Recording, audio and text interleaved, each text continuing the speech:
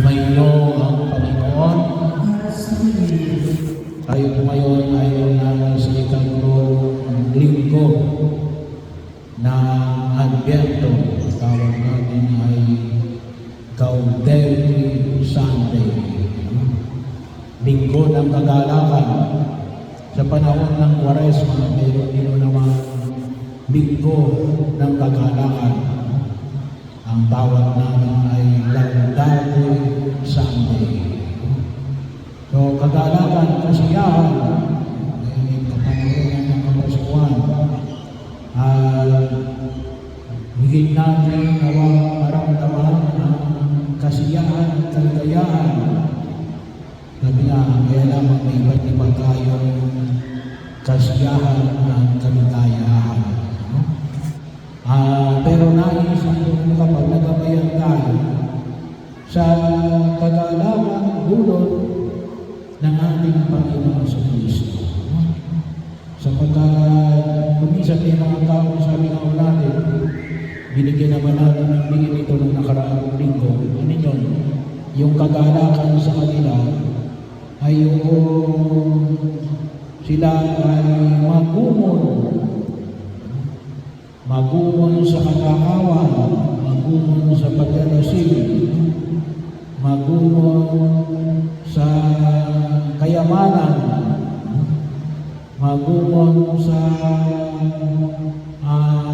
katanyagan, magumon sa kapangyarihan, ay hindi po yan kaligayahan at tulog ng ating Panginoon sa Kristo. Akala natin kung minsan, yun ang magbibigay sa atin ng tunay na kaligayahan. Yung hamon ay pinamamanig sa atin ng tunay. Sa diba, nung nakaraang linggo, binigyan na natin ang diin na pinag-iingat tayo ni Jesus na huwag magumon sa tinatawag natin mga bagay na nabanggit. Akala kasi natin kapag sobra-sobra masaya tayo. Hindi ho. Kung susing nga ho, ang panyaya na ipinamamanig ng tunay kapag ay ano ang gagawin natin doon sa sobra? Wag naman tayong malunod na tinatawag natin excess. At yun yung paanyaya na ipinahayag ko. Kaya sa unang pagbasa, sa kalang pagbasa, nasulat niya sa sulat ng Propeta Sophonia, sinasabi niya, magsiawit ka Jerusalem. At yung paanyaya na ipinahayag ni Jesus sa pamamagitan ni San Pablo sa sulat ni San Pablo sa mga taga-Pilipos. Anong sabi ni San Pablo? Nawa ay mapuno kayo ng kagandahan loob ng Diyos. Pagkamanaon ang tayo pinagawa ng may kapal. Kaya, kung mapapansin natin sa Ebanghelyo natin kay San Lucas, sa karugtungan din ng Ebanghelyo natin noong nakaraang linggo, ay tumutukoy sa dalawang bagay. Katarungan at pag-ibig. Justice and love. Kaya nawa makita ko natin, katulad na ng halimbawa ng alin, anong sinabi ko sa ating sa Ebanghelyo, kasi may mga lumapit kay Juan Bautista, anong gagawin namin? So, partikular na pagkikos, anong sabi na kung mayroon kang dalawang baro, so, dalawang baro, ang sabi na natin kapag pinag-usapan kasi namin yung excess. Sa iba, kulang yung dalawang baro. Sa iba, excess na yung isa. Pero sabi nga natin, ay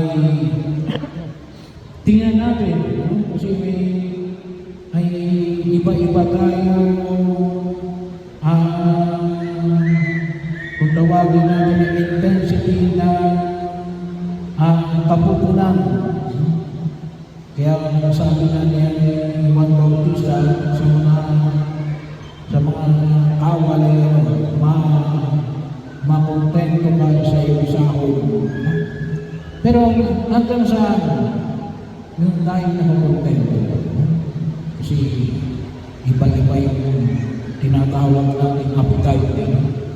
mayroong iba na 10 baro, yung iba naman 1 truck na. Pero sana makita natin saan yung excess mo, saan yung sobra-sobra mo. Sana makita natin kung saan yung sobra-sobra natin.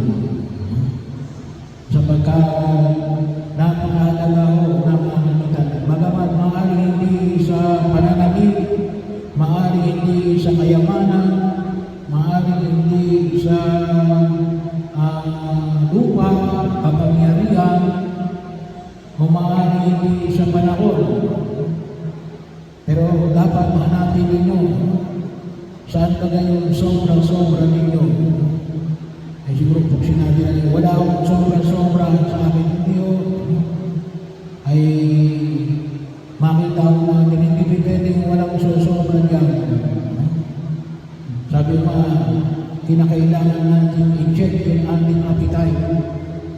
Baka mamaya nalululong na tayo, ay sobra-sobra na tayo sa akin. At yun ay dangerous. Bakit? Ay yung sabi, malulunod ka, lulunurin ka niyan, ikaw ay hindi na makababangon dyan. Kaya kalimitan yung mga tao kahit na napakayaman sa tingin pa nila kulang. Kaya wala silang kagalakan. Bakit? Lahat ay kulang eh. Kaya nga sabi na tunay na kagalakan ni Alin, mayroon kang sobra. At anong gagawin mo sa sobra mo? Ipamimigay mo. Bahagi yun. Sabi nga, anin din yung katarungan, huwag mong ipamimigay yung hindi iyo. Kasi baka mamaya, meron iba sa akin ang kaisipan ni parang si Robin Hood. Magnanakaw at ibibigay yung kanyang ninakaw. Malaki na yung binigay niya, hindi naman kanya galing yun. Hindi, maliwanag yung sinabi ni San Juan Bautista, kung mayroon kang 2 bago, o anong meron sa iyo? Huwag mo ipamigay hindi sa iyo, hindi yun.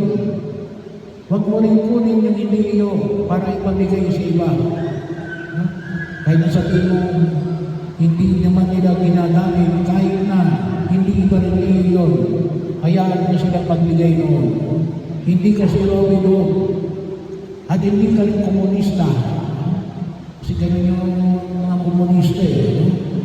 Kapag sobra na yung sa'yo, kukunin niya yan at ibibigay mo sa iba. Tayo naman ay democratic country. At yung pa niya, yan na Jesus, maliwanag.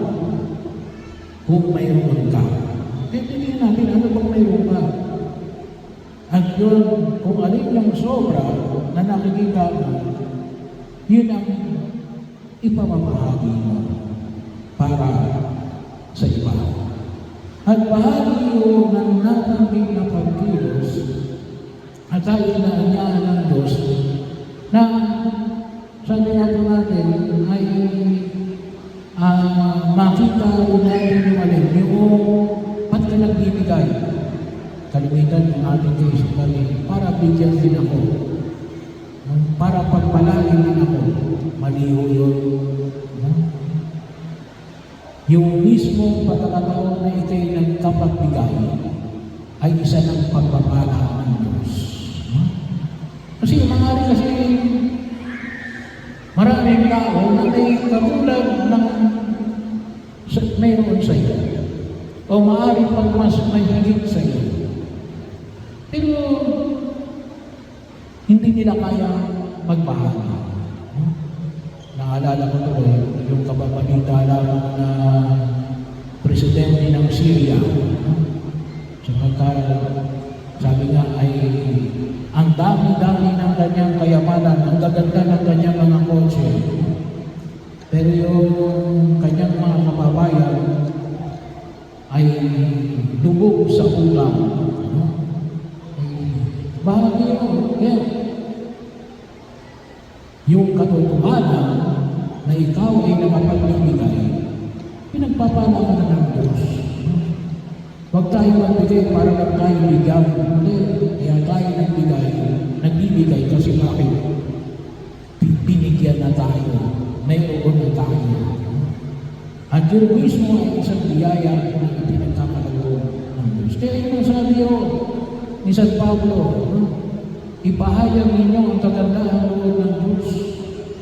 Kasi sa oras na kayo ay nagbabahagi, at naging bahagi ng pagkilos ng katarungan,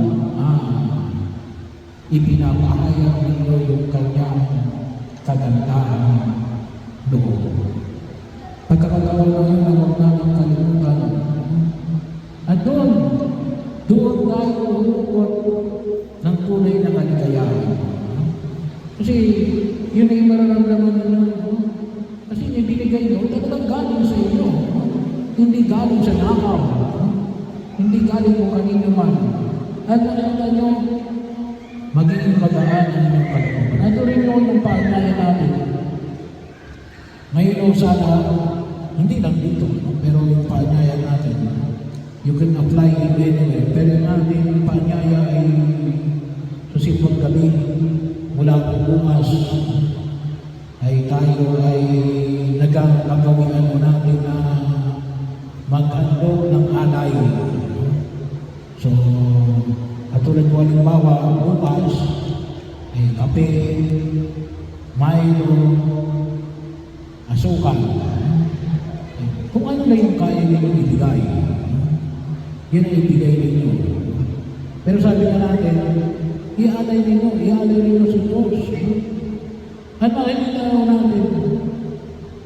natin, huwag kayo magbibigay ng masamang loob ninyo unless obligasyon ninyo. Yung mga magulang na kinakailangan pag-aralin ninyo ng mga anak, kahit na masakit ang loob, obligasyon nyo yan eh. Pero kapag pinag-usapan natin ang charity o kawang-kawa, ay huwag kayo magbibigay ng masamang loob ninyo sapagkat wala kayong makukuha ang merito doon. Bahagi yung nawa na makita natin. Bakit? Kasi yung pagbabahagi ay isang pakikiisa natin sa pagkilos ng Diyos. Nais natin matularan sa paghahanda natin sa kanyang pagdating na kung tuusin ay pagbabahagi ng Diyos Ama ng kanyang anak upang magdulot sa atin ng walang hanggang kaligtasan. At yun, nais ng Diyos na alin, hindi lang para tayo makapagbahagi, maging bahagi tayo ng kanyang